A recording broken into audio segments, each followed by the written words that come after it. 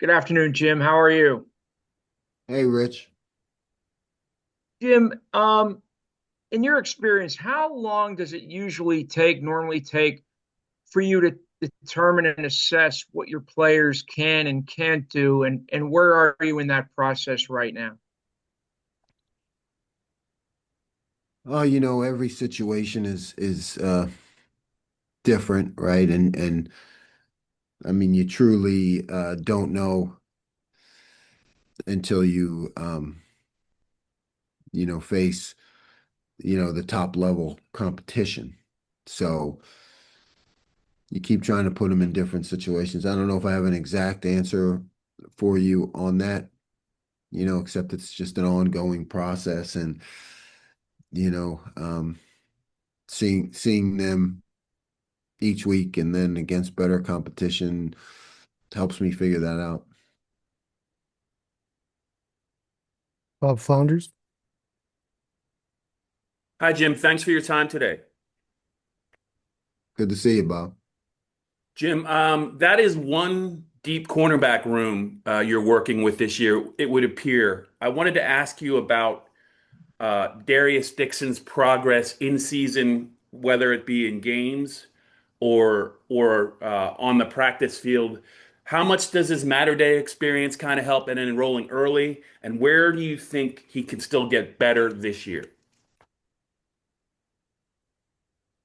For a true freshman to be able to do what he's done in practice and compete in the games, I think it's he's at the top end of the curve of guys that I've been around. Um, is it modern day? Is it getting in early? I don't know. I mean, I assume that all of that comes into the equation, but really it's just the individual. He's extremely competitive and studious. And no, I think all he just needs is more experience under the bright lights. We're just continuing to see him get better in practice and the games. Greg Pickle. Hey, Coach, thanks for doing this. I'm just curious where you feel like your linebacker room is from a depth perspective after your top three of Tony, Dom, and Amare after 3 weeks. Still searching, still searching. That's a work in progress. We're trying to bring Tash into the mix. Again, he's a true freshman, so that's difficult. Um, but we think he has the skills to do it. So we've been really trying to get him into the mix, to see how far he can progress this year. Audrey. Hey Jim, thanks for your time. I'm curious where you kind of see Chaz Coleman at right now with his development, and how pleased are you kind of with where he's at, and what maybe does the next steps look like for him? I mean, Chaz has, he's jumped off the screen from the time I first got to be around him, and he's made plays in games. He's um, just really disruptive guy. I think his progress is going to have to come against you know teams that are heavier in the run game and more talented in the run game. Um, we're going to have to see how he can hold up in that, because I think he can pass rush against anybody. So his development is going to have to come in, against a team that really tries to run the ball. Daniel Gallen. Jim, overall, where would you assess this defense through 3 games, and what do you identify as the areas for growth as you go into Big Ten play? We're on track in terms of development of the scheme. Um, our areas of improvement really need to come in third and fourth down. Um, I don't think we've done well enough in those areas, and those become extremely important in close ball games. So I think, there's a real push for that during this bye week. But the rest of it is, it's on track so far. Tyler Donahue. Thanks, Paul. We appreciate your time today, Jim. Thank you very much. Wanted to ask you about a couple of transfer pickups for this program that started the last game. Amare Campbell at linebacker and King Mack at safety. Can you speak on each of them respectively and what they've shown you and kind of how they've earned the volume of snaps that they've gotten thus far? Amare is he's got really good football intelligence, and he's a solid tackler, and he's been able to operate and learn the scheme. He's studious. You can see on tape from his previous stop that he could, make tackles, but you don't really know about his football intelligence, and I've been happy with that and the way he asks questions and wants to get it right. King Mack is talented, a little undersized, which can get him into trouble with tackling or matchups against bigger players. But he's talented, and he's really putting in the extra effort to try to learn the scheme and how I'm thinking and what it's designed. So he's been around a lot more studying, so I think he's really taken advantage of the opportunity. John Sauber. Jim, you mentioned the issues on 3rd and 4th down earlier. The specific things that are happening that are causing you guys to have issues there, and what can you do to improve in that regard? Yeah, it's just playing tighter coverage, matching up tighter in the zones. It's just been little things here and there. Backs falling forward, in short yardage situations instead of us knocking them back. So it's nothing major. It's just an overall attitude, really, just, pressing them to know how important it is and cleaning some things up. Mark Wogenrich. Hi, Jim. Excuse me. Appreciate your time today. People have been asking questions, a lot of questions, asking you to evaluate other players. I wanted to ask you how you would evaluate you so far in your first, 3 weeks of the season and then 6-ish months at Penn State. Yeah. I really evaluate myself with what I see on the field, and what I've been seeing are guys in the right places, and that's my job, is to make sure I put them in the right places. They have to make the plays. But I'm seeing so far that they're learning, picking things up, getting to the right spots. So that's how I evaluate myself, and it's ongoing because there's an exam every week, except this week there's not an exam. So but otherwise, it's all about, how you perform in that next game, really how I evaluate myself. Mike Gross.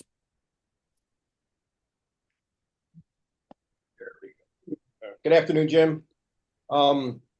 Last year when Penn State played Oregon in the Big Ten championship game, Oregon had 28 on the board with like 10 minutes left in the first half against what we all thought was one of the best defenses in the country. And I wonder if you could talk about your film study of that game and just how they were able to do what nobody else was even came close to being able to. Yeah, well, we didn't do so well against them in our first game against Oregon either. So, they're a really good offense, and they challenge you formationally and with all the different things that they do. So, it just have to make sure that we have the guys in the right places. A lot of times against these teams that do so much and they're talented, if you're not in the right place, you don't have a chance. So that's my job, is to just get them into the right place. Max Ralph. Hey Jim, appreciate the time. You talked a little bit about King Mack at safety. We've also seen Belgrave get a couple starts. We've seen Lane play a lot. James keeps talking about how much is on the safety's plate this year with communication and everything. Can you take us through how those guys have handled that and kind of what you see in the competition between all those guys in the early going? Yeah, it's, those three, aside from Zachy, are really always in competition, and it's a week to week thing in terms of how they practice and how they perform. Obviously, yes, there's been a lot of improvements since I first got here in communication, which is required by the safeties in this system. So, they're getting better all the time. It's not at where I want it to be yet, but those three guys they're just competing week to week, and they know that, in terms of who's going to play the most, who's going to be the starter.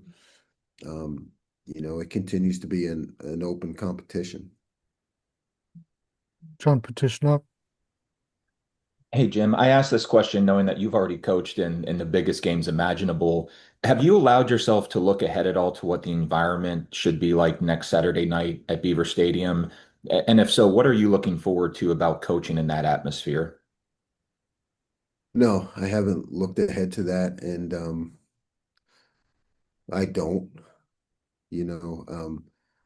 The atmosphere, which is great, for the fans and the players. That's not my job really to think about any of that.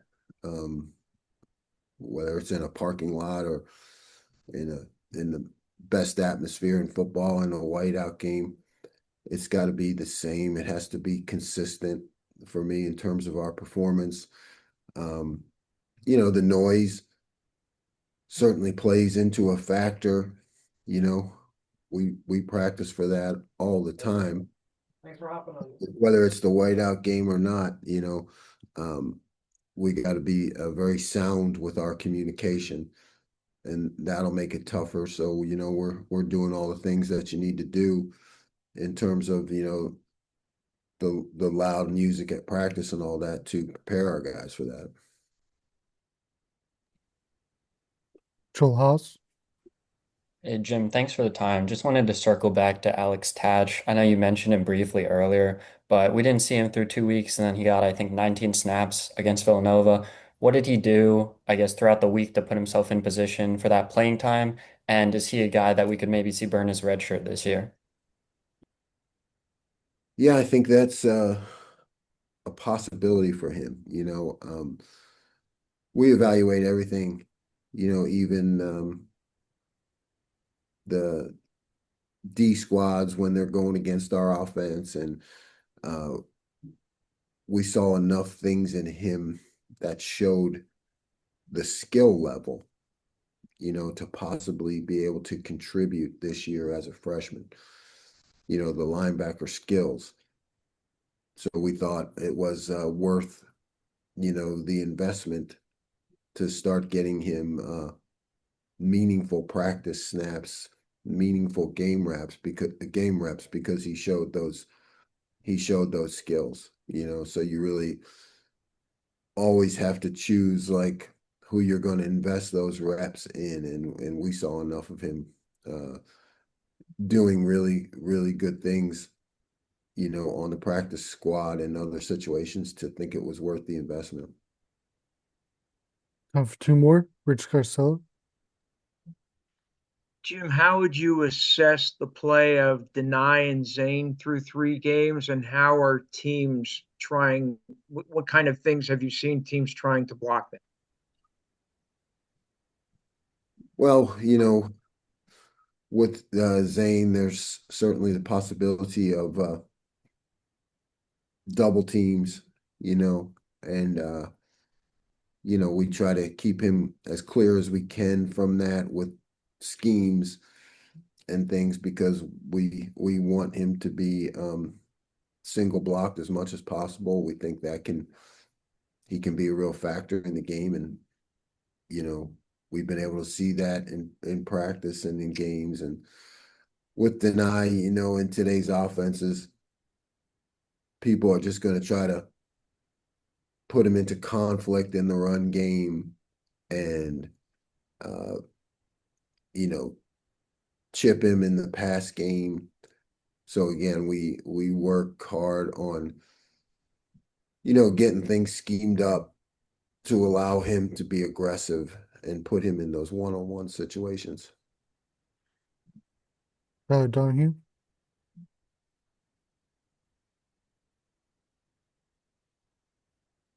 Tyler. Sorry, I had an issue with the mute thing. Thanks, Jim. Again, I wanted to finish by asking about Tony Rojas. I know going into the season, you had talked about, not getting a look at him on the field during the spring. Now that you've had a pretty big sample size through August and 3 games, how do you feel about the way he's fitting in your scheme? And from our eye, at least, he looks to be a lot in a better spot than last year because of his lack of an injury. So what are you seeing from him overall and his performance? I've been impressed. He has a high-level linebacker traits in terms of his physical skills. And, he's playing a lot more physically than I saw on film in the past. And he's learning the scheme, which can allow him to know where the ball is going to be, before it gets there, so he can play even faster. But he's got real speed and playmaking ability, that you look for from a linebacker at this level. So, I've been pleased with what I've seen so far.